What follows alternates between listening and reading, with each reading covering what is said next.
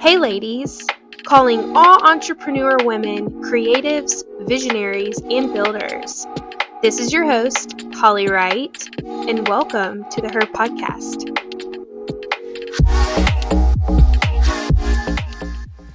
Hey ladies, thanks for tuning in today. Today we have an amazing guest speaker. Her name is Dianka. She is from Vegas, and she was actually my tattoo artist for my eyebrows, which is how I met her.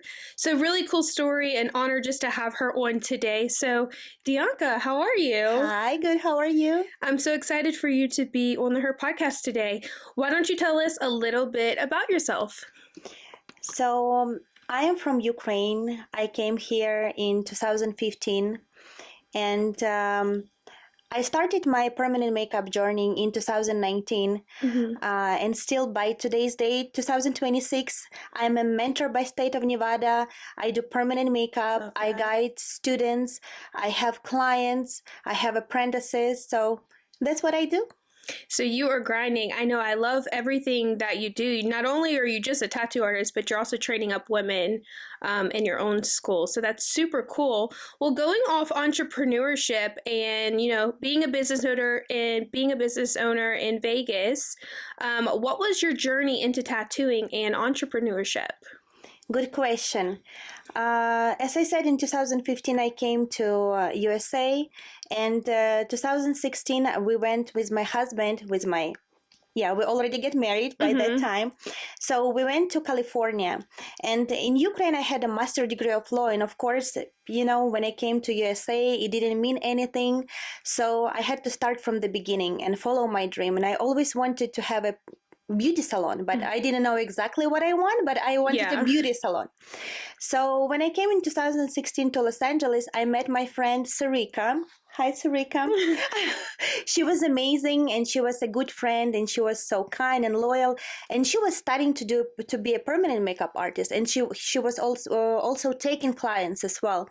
And I get so excited by this idea. And so when the thing didn't work out in Los Angeles, we came back to Las Vegas, and we had no money. We were broke. Me and my husband, we had only money for first month of rent. And we even borrowed some money from our friends. So it was a funny story. And I went to work in Caesar's Palace in a Coach store. Okay. Like a leather bag, stuff like that. But from the day one, I knew it's not what I want. Yeah. So I also went to study to do a permanent makeup. And by the state law in Nevada, you need to do 6 months apprenticeship program in order to be a permanent makeup artist. So I was doing both. I was studying and I was working. And once I stopped working in Coach, it was the day when I received my state license. And I started to do permanent makeup. That's amazing. And it's a really cool job too, because you get to meet girls from all over. Did you always know this would be your path, or did it evolve over time? I always knew it because when I was a kid, I wanted to have a beauty salon. But Ukraine is totally different world. So if you have parents who make money, who have money, you have two options. You're a doctor or you're a lawyer. And I had nothing to do with a doctor. It was never my passion. So I had to choose to be a lawyer. And so when I came here and I realized that my master's degree of law is zero and I cannot do anything with it, and my English is not as good as, going to the court, and, all my credentials are zero. I need to start. Yeah, because it couldn't transfer over, right? You cannot. That's crazy. They counted like my 5.5 years in the university, and I finished very good law university in Ukraine. It's a top rated. They counted all my 5.5 years in like 2 months in university wild. In USA. Yeah. So you had to start all over. I had to start all over, and they would not give me the student loan because I'm international and I'm not a citizen of USA, So, and I didn't have $500,000 or whatever they was asking. So it was not an idea. Yeah. So I had to go back to what I was dreaming. And it's actually what my husband told me. He said, what you want to do? Yeah. And what did you want to do when you was a kid? And I was like, I always wanted to have a beauty salon. And my husband is my best friend. He's my husband, my friend, father of my kids. He's amazing. He said, just go and do what you want. So I went to do permanent makeup. That's amazing. Such a beautiful story, too, from the journey of where you started to where you are today. So that's super cool. Was there a moment you realized I'm not just an artist, I'm a business owner? And what was that story? I always knew I'm a business owner. Looking at Mm-hmm. my parents who were owners of the Yeah. business, who was my father had a big company of shoe producing dancing shoes. Okay. And it's a pretty big company, it's a fabric. So when I was looking at him from the beginning, I just took it with the mother's milk. I knew that I will be the boss. I will be a business owner. I never had an idea in my head that I will work for somebody. Yeah. I think this is why when I went to coach, I was just like, this is not for me. No, it was not my cup of tea for sure. I feel that too. I feel like I've been to companies when I was in San Diego, and before I even became an entrepreneur, I was like heavily in the marketplace working for really good companies. But I just remember like every day, clocking in, sitting in that cubicle, I was just like, there's got to be more. This is not for me. So I totally feel that. That's super cool. What does success look like for you now compared to when you first started? Success now looks, before it was just a plan. Mm-hmm. Where right now it's what's already happened. Mm-hmm. So before I had, it was many things that I didn't know how to do, what to do. Mm-hmm. It was confusing for me, where right now I know my business from A to Z. Like I know if, for example, I will go to other country and I will need to start everything from the beginning, just give me a few months. I will have my studio, I will have my students, I will have everything set up. So I just became a specialist in what I'm doing. So before it was many things that was kind of confusing for me, and I was like not sure about things, where today in 7 years, I know how to build business from A to Z. And I have girls from other states who just started their business, and I'm their mentor from Nevada, and I tell them that's so cool. What you do wrong and what you need to do to build your business, because they end up in situation like I was before. Like I had my license and I had a dream, but I didn't know what steps I need to do. Mm-hmm. So, like how to build it and what equipment to buy and how to market yourself. Yeah. 100%. It's like steps, you just need to follow them. Yeah. And before I had to find these steps by myself, because I didn't have nobody who would guide me. So I was falling somewhere it was working out. And right now, girls who I'm mentoring, I just tell them, this is what you need to do. This is what, so they don't need to like spend their time and try if it work, if no. And many people, they just give up, when it's not successful. So what I do, I just tell step by step, do this, don't do this. That's so cool. What drew you to this niche, and how did you know it was the right move? So going back when you met your friend who was a tattoo artist, like, was this the thing that kind of like clicked in you? Like, you're like, okay, this is what I want to do and this is the right move? Because like you said, when you were little, you always wanted a salon, but you just really didn't know what the full vision was. Yeah. When I met my friend, I think it took me only a few days to realize that it's exactly what I want to do, because it met all my criteria. First of all, it is a business. It's a beauty salon, you know? It is like, it's just a permanent makeup. It's a type of the beauty services. Second, you're your own boss. This is what I always wanted. Third, I always had this view of the beauty, and I always...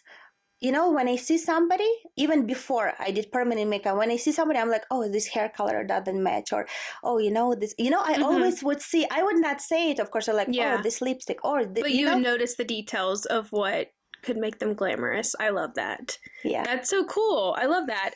Let's go to a personal question. Going back, you grew up in Ukraine. That's obviously a totally different world than the U.S. And you said your parents were business owners. Going back, your childhood, what is 3 things that you would tell the 8 or 9-year-old Dianka, maybe some things mentally, spiritually, or emotionally that you would encourage her with things that you know today? That's amazing question. It's a really great question. So first of all, I would say that never give up. Mm-hmm. Always follow your dreams, because people, and don't share your dreams before, don't share what you're going to do before you did it. That's good. Because people who, we all have our world, and in our head we know what we can do and what we cannot do. Mm-hmm. So I would tell myself, don't share your secrets, follow your dreams, no matter what other people say. If in their picture of the world they cannot make it, still go and do it, because that's what you want. Follow your dream, do what is best for you and what feels best for you. Love that. Number 2. Number 2. Go You for want it. me to go with 3? Yes. So number 2, your friends will not be your cheerleaders. They it's very rare when your friend is really happy for you, for your success. And that's what I was truly expecting, because I'm a very open person. I love to have friends, and my husband say that I'm too open. That's why I usually get in trouble. I'm like that too, so I can relate. So I would say, not your friends would, mostly 99% of your friends will not be your cheerleaders. Usually they will not like your post. Like right now I'm posting a picture or a video or my success, and my clients are always typing me, Dianka, we are so happy for you, you're doing great. They put all these hearts, they share my posts. And very rare I see my friends are looking, but they would never, not supporting. Not supporting. So that's what the second thing I would tell myself. Don't relate on your friends to confirm that about your success and that you're doing something right. Just, they will not be there for you, most of them, when you're successful. And number 3, I would say, even if it's scary, you need to go and do it. Because many things are scary in our head, which is, in general, scary. It's an illusion, that's illusions that we have in our head. And I think what's really separates successful person and unsuccessful person, they both scared, both of them. But successful person, she's scared, but she go for it and she do it. Unsuccessful person, she's scared and she doesn't do it. Yeah. That's powerful. I feel like for me too, growing up, I feel like I was that person who always had the ideas and the dreams, but it took me a really long time to actually be the go-getter and go get it. But it's actually just a mind shift. So I feel like when you surround yourself with positive people, maybe other entrepreneurs, getting a mentor, and actually healing mentally, if you can switch that mindset and be a go-getter, a lot of things for you will change, not only in your personal life, but also in your career. Yes. What advice would you give to the women who want to turn a creative skill into a profitable business? First of all, same thing, believe in yourself. If you already create, if you already have a patient, if you already excited about any idea and you want to make it realistic, you want to put it in life, instead of just being your dream, you have to do it. Just believe in yourself, do it. Don't think about, if I don't do it right, you will not ever make it right. You will do it and something will not be right, and you will do it again and something will not be right. Just do it, like how Nike said, just do it. And also not having fear of failure too. I feel like the whole process of starting a business is such a beautiful picture, but you're going to mess up, and that's just part of it. So I like what you said, where just keep going. Things are going to change, things aren't going to work, but that's just really when you shift and just keep going. What does success look like for you, and how is it different compared to from when you first started? Success for me right now? Yes, success for you looks different a lot. It looks different right now compared to when you started. So what was the shift? I think when I just started, success for me was to make specific amount of money, where right now my shift is to give a quality works, to do a quality permanent, more intentional, and building instead of just money being like, oh, I need to make money, because we all need money. Right now it's more like, oh, I need to build my brand. I need to teach my students, my apprentices. I want to share my knowledge, because honestly, I have a lot of knowledge, and I have a lot of clients, and I have a lot of students, and I already built so much experience that I just want to share with other people. So before, my success was looking more like making money, which is nowadays it's sharing my skills and building the brand, so people trust. They know that if I go to Dianka, I will learn, I will be successful. She knows what she is doing. I love that. And if you had to start over today, what is a few things, like you said earlier, like if you had to start over a business, you knew exactly what you were going to do. But for the girls who are listening, maybe who are in the beauty world, whether it's, tattoo, eyelashes, cosmetic makeup, or whatever it is, if they had to start today, what are 3 good examples of a healthy mindset that you would encourage them with? That's a very good question as well. And I think permanent makeup is very close to the lashes, to cosmetology, hair, and first of all, having a positive mindset. We always need to look at the things positive, and world is not pink ponytails with butterflies, and not all people are happy for you, and all that, and but we still need to have this positive mindset. Step number 2, you need to be nice and kind and loving. But on the other side, you need to be strong. If you need to say no, you need to say no.